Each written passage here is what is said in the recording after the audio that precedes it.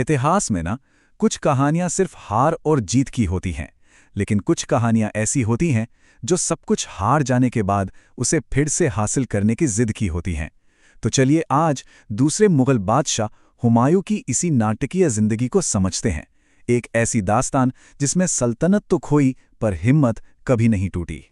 और यही सवाल ना इस पूरी कहानी के दिल में है। भाई बाबर जैसे महान विजेता का बेटा हुमायूं आखिर एक भगोड़ा शहंशाह बनने पर मजबूर हो कैसे गया? चलिए इस उतार चढ़ाव भरी कहानी को परत दर परत खोलते हैं। देखिए, हुमायूं जब तख्त पर बैठा ना, तो उसे कोई बना बनाया मजबूत साम्राज्य विरासत में नहीं मिला था। उसे मिली थी एक ऐसी सल्तनत जो अंदर से खोखली हो रही थी, और इसे सबसे ज्यादा कमजोर कर रही थी उसके अपने ही भाइयों की एम्बिशन। सोचिए, महज 23 साल की उम्र में हुमायूं बादशाह तो बन गया, लेकिन उसे अपनी ताकत अपने भाइयों के साथ बांटनी पड़ी। और यह सिर्फ जमीन का बंटवारा नहीं था, ये था ताकत का बंटवारा। साम्राज्य के सबसे जरूरी हिस्से जैसे काबुल, कंधार और पंजाब, वो चले गए उसके भाई कामरान के पास। इसका सीधा मतलब ये था कि सबसे अच्छी जमीनें और वो इलाके जहां से सेना की भर्ती होती थी, वो हुमायूं के हाथ से निकल गए। इस बंटवारे ने सच पूछिए तो मुगल साम्राज्य की नींव को शुरू में ही हिलाकर रख दिया था।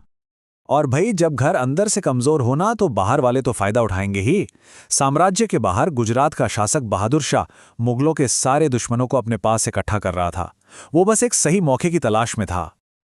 और इसी सारी उथल पुथल के बीच कहानी में एंट्री होती है एक ऐसे शख्स की जो हुमायूं की सबसे बड़ी और सबसे मुश्किल चुनौती बनने वाला था, शेर शाह सूरी। उसकी रणनीति और उसकी हिम्मत ने आगे चलकर इतिहास का रुख ही मोड़ दिया। वैसे शुरू में तो लगा कि हुमायूं का पलड़ा भारी है। 1532 में दोराहा की लड़ाई में उसने शेर शाह को बुरी तरह हराया। शेर शाह इतना मजबूर हो गया कि उसे न सिर्फ मुगलों की हुकूमत माननी पड़ी, बल्कि गारंटी के तौर पर अपने बेटे को हुमायूं के दरबार में भेजना पड़ा। एक पल को तो लगा कि चलो खतरा टल गया है, लेकिन किस्मत का पहिया घूमने वाला था, और वो भी बहुत तेजी से। 1539 में चौसा की लड़ाई में शेर शाह ने आधी रात को सोती हुई मुगल सेना पर ऐसा जबरदस्त हमला किया कि सब तहस नहस हो गया। और फिर ठीक एक साल बाद 1540 में कन्नौज की लड़ाई ने तो समझो ताबूत में आखिरी कील ठोक दी। हुमायूं की सेना पूरी तरह बिखर गई और हिंदुस्तान के बादशाह को अपनी ही जमीन छोड़ के भागना पड़ा। हुमायूं की हालत कितनी खराब थी, इसका अंदाजा आप इस एक घटना से लगा सकते हैं। जान बचाने के लिए वो अपने घोड़े समेत गंगा नदी में कूद गया और डूबने लगा। तब एक मामूली भिश्ती जिसका नाम निजाम था, उसने अपनी मश्क के सहारे बादशाह की जान बचाई। सोचिए, एक शहंशाह की जिंदगी एक आम इंसान की दया पर निर्भर थी। और यहीं से शुरू होता है हुमायूं की जिंदगी का सबसे मुश्किल, सबसे अंधेरा दौर, पूरे 15 साल का वनवास। वो एक ऐसा बादशाह था जिसके पास सल्तनत नहीं थी, सिर छुपाने का कोई ठिकाना नहीं था। वो बस दर दर भटक रहा था। यही सवाल हुमायूं की कहानी को एक आम कहानी से बहुत अलग बनाता है। जब सब कुछ लुट चुका हो तो कोई वापसी का रास्ता कैसे ढूंढता है?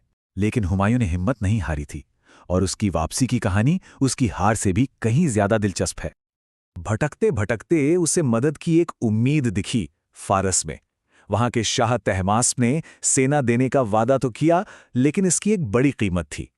पहली शर्त, हुमायूं को अपना सुन्नी मजहब छोड़कर शिया इस्लाम अपनाना होगा, और दूसरी कि वो कंधार का किला जीतकर फारस को सौंप देगा। ये एक मुश्किल सौदा था जो एक बेबस बादशाह ने अपने सल्तनत वापस पाने के लिए किया। और इसी समझौते के साथ शुरू हुई शहंशाह की वापसी। और ये वापसी कोई एक जंग की कहानी नहीं थी, ये अपने खोए हुए सम्मान और साम्राज्य को वापस पाने का एक लंबा, मुश्किल और बहुत सोचा समझा अभियान था। तो ये वापसी हुई कैसे? स्टेप बाय स्टेप देखते हैं। सबसे पहले फारसी सेना की मदद से उसने 1545 में अपने ही भाई कामरान से कंधार और काबुल छीने। ये उसकी नई शुरुआत थी। फिर सही मौके का इंतजार करने के बाद 1555 में उसने मच्छीवाड़ा और सरहिंद में अफगानों को जबरदस्त शिकस्त दी। दिल्ली का रास्ता बिल्कुल साफ था, और आखिरकार जुलाई 1555 में पूरे 15 साल भटकने के बाद हुमायूं एक बार फिर दिल्ली के तख्त पर बैठा। लेकिन इस शानदार वापसी का एक बहुत बड़ा हीरो था, उसका सबसे वफादार सेनापति बैरम खान। बैरम खान की ब्रिलियंट स्ट्रैटेजी और उसकी अटूट वफादारी के बिना शायद ये वापसी मुमकिन ही नहीं थी। यही वो बैरम खान है जो आगे चलकर हुमायूं के बेटे अकबर के मेंटोर बने। तो हुमायूं ने अपनी जिंदगी का सबसे बड़ा मकसद तो हासिल कर लिया था। उसने अपनी खोई हुई सल्तनत वापस जीत ली थी। लेकिन किस्मत ने उसके लिए कुछ और ही सोच रखा था। कहानी में अभी एक आखिरी और शायद सबसे दुखद मोड़ आना बाकी था।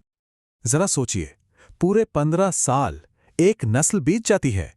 इतना लंबा, इतना कठिन संघर्ष सिर्फ एक सपने को पूरा करने के लिए कि दिल्ली की गद्दी वापस मिले। और 15 साल की इस जंग के बाद उसे अपनी जीत का जश्न मनाने का, उस गद्दी पर राज करने का मौका कितना मिला? 1 साल। 1 साल भी पूरा नहीं। यही उसकी जिंदगी की सबसे बड़ी और क्रूर विडंबना थी। हुमायूं ने दिल्ली में दीन पनाह नाम का एक शहर बसाया था, जिसका मतलब होता है आस्था की पनाहगाह। और इसी शहर में उसने अपनी सबसे पसंदीदा जगह बनवाई थी, एक लाइब्रेरी जिसका नाम था शेर मंडल। उसे किताबों से बेपनाह मोहब्बत थी। और देखिए किस्मत का खेल, वही लाइब्रेरी उसकी मौत की वजह बन गई। जनवरी 1556 में दिल्ली वापस पाने के सिर्फ कुछ महीने बाद हुमायूं अपने ही लाइब्रेरी की सीढ़ियों से लुढ़क गया और उसकी मौत हो गई। वो शहंशाह जिसने जंग के मैदानों में मौत को कई बार मात दी, उसकी जिंदगी का अंत एक मामूली से हादसे ने कर दिया। तो आखिर में सवाल यही उठता है कि हम हुमायूं को कैसे याद रखें?